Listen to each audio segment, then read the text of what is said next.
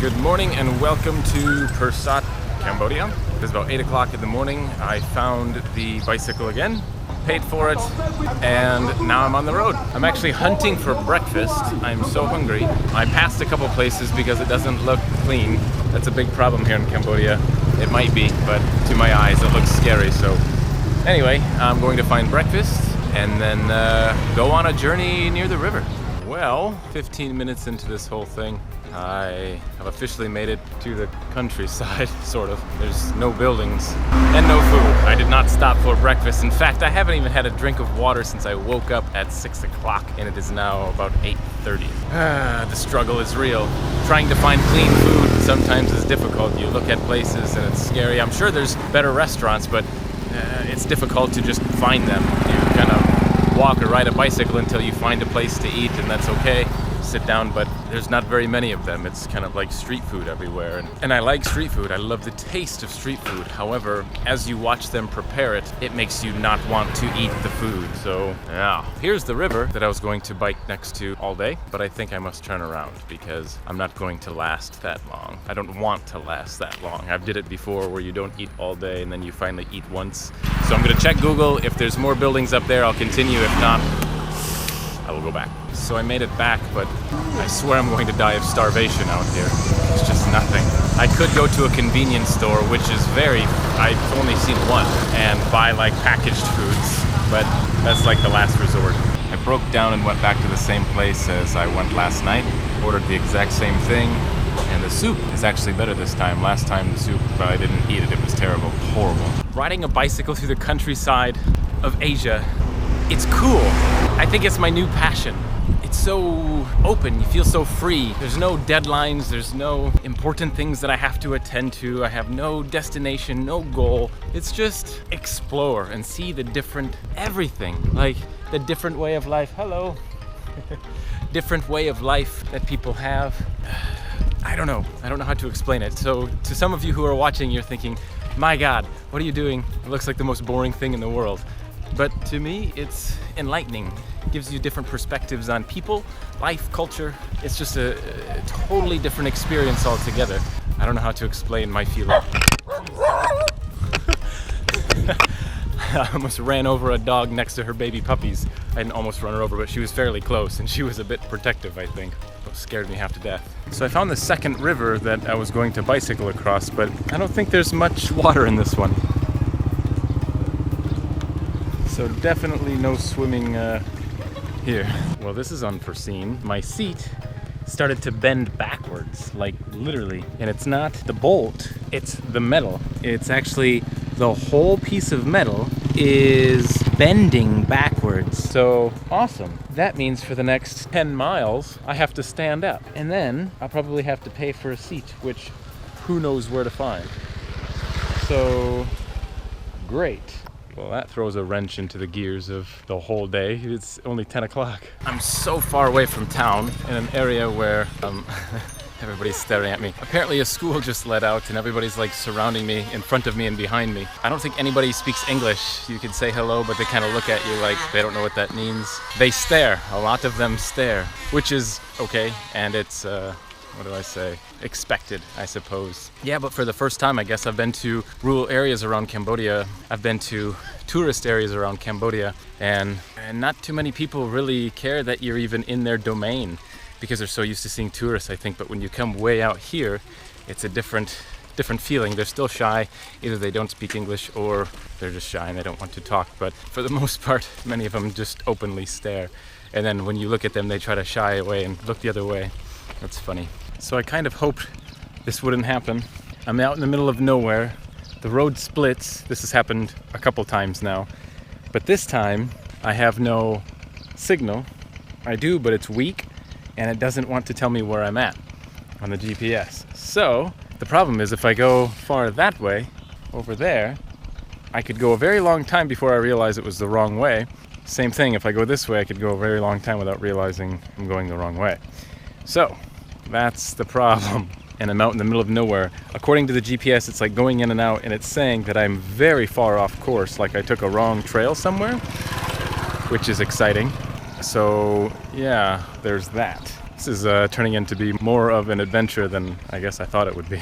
I stopped to get a drink again, and I had to ask for directions. I had to point to an area and ask Pursat, Pursat, and pointed left or right, and they're like, it's this way, go that way.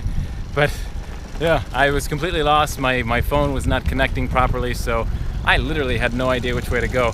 I was going to go the opposite direction, so I'm glad I asked. I can see a beach, kind of, behind me. Not a beach, but maybe a beach. So I want to go there. As I stopped, there were little children on the side of the road, and they were like speaking to me, kind of, and you could tell they were incredibly shy. So I used my phone to translate where we could understand each other. So anyway, I think I'm going to go to the beach, sort of, and I don't know, see if the water is clean enough to swim or if it's warm enough to swim.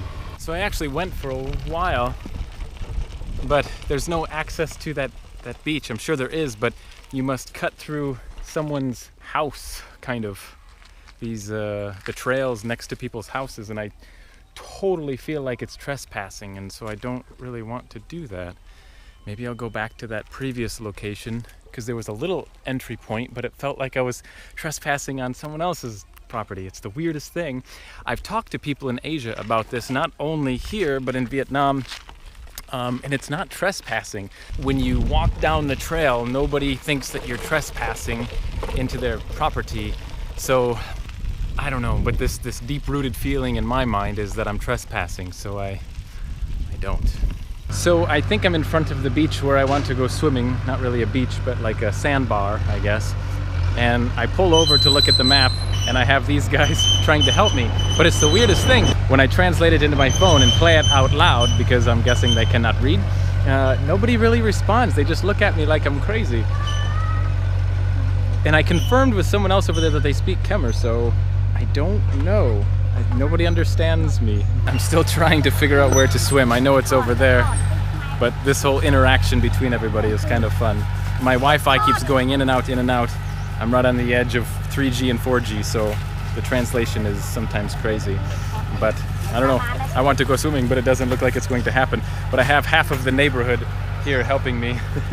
It's crazy. So after 15 minutes of back and forth with Google Translate, it didn't quite work out. I couldn't figure out how to get to the river. I know it's just right over there, but I don't know.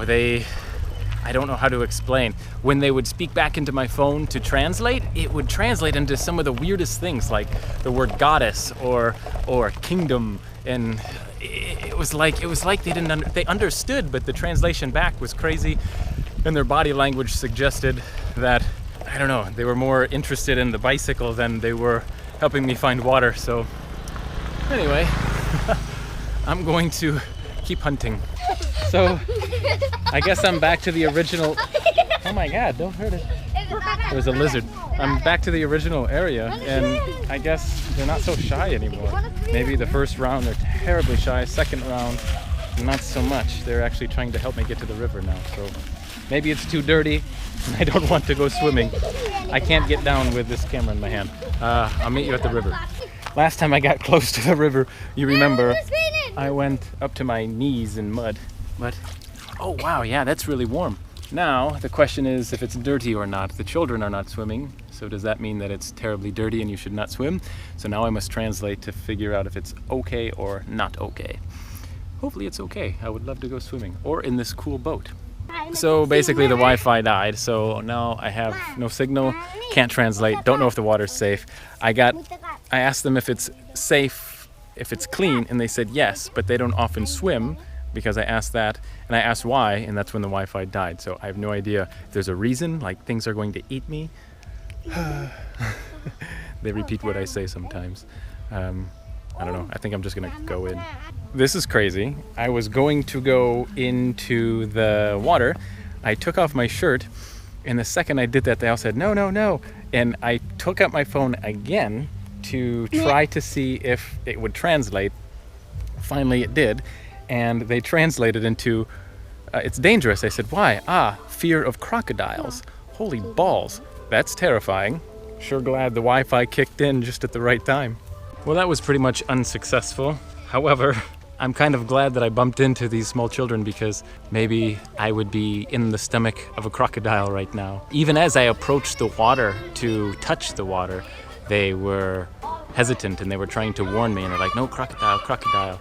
I'm like, oh my God, kind of terrifying. Imagine living out here with nothing to do, hot every day, and the water is literally right here and you can't go swimming in it. I did see people swimming earlier, so maybe they're just risking their life for food, maybe eating fish and netting fish. I don't know. I suppose I'm probably gonna go back to the hotel. I actually booked a ticket to the southern part of Cambodia tomorrow. I leave in the morning, a place called, I can't remember, but I'm going to go, maybe soak up some sun a little bit down there. I suppose looking back, it makes a little bit more sense. I stopped to buy water and I stopped at another place to look for the river, and through translation, I said that I wanted to find a place to go swimming in the river. But there was one man and two older women that I talked to in different locations. They all gave kind of weird reactions like, no, you don't swim. So that makes sense, I guess. Looking back, they maybe were trying to warn me, but I didn't understand, so that's why the elders were not trying to say, oh yeah, it's right here. So after a long day of biking all around and being saved from being eaten by a crocodile, I'm now sitting down to drink and eat possibly the biggest coconut I've ever seen in my life. I know the biggest one I've ever had, so I'll probably be here for a while. There's a lot of meat and this thing is like huge. It's like a bowling ball. So anyway, I remembered where I'm going. I'm going tomorrow morning to Kampot, and I'll be there for a while, sit in the sun, explore a bit, and then I have to go to Phnom Penh, work on my visa to go back to Vietnam, and start that whole Vietnam process again. That's pretty much it. That is what it's like in the countryside of wherever I'm at today. I can never remember. Pursat. Anyway, I'm signing off. I'm gonna finish the coconut, head back, take a shower, relax a bit. Thank you for watching. Remember, time is running out. Start living. Take care.